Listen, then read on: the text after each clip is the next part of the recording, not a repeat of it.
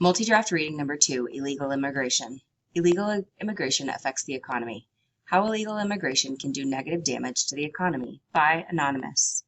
Illegal immigration is an important issue in the United States for citizens, individual states, and the economy.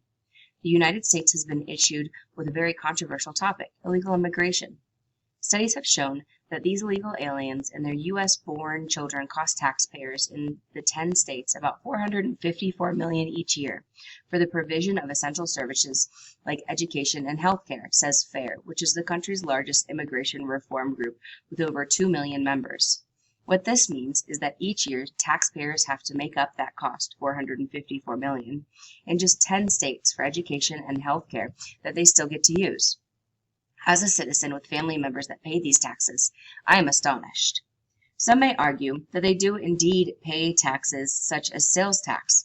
A statistic founded by Statistica, an organization that collects data from around the world, stated illegal immigrants in the U.S. paid an estimated $7 billion in sales and excise tax. They may pay sales tax when they buy things, just like everyone else, but let's take a closer look at just the cost of public education, which they don't pay for. Public education at a cost of $12,300 per pupil per year. These services are largely free or heavily subsidized for low-income parents, referenced by Laura Reyes, who has over 23 years of experience in the immigration arena. In other words, public education is free or very discounted for low-income families. Who makes up for that money lost? Taxpayers and the state's government. As a country, we need to enforce more regulations that will be followed and review the reason for most of the undocumented immigrant cases. Administrations need to focus more on immigration.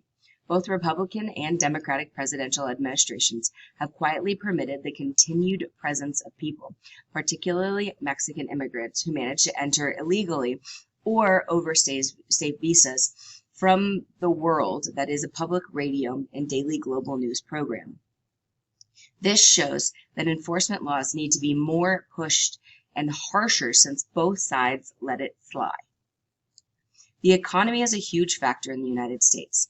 We have a fantastic economy, but when money isn't coming from undocumented immigrants for using services, problems arise.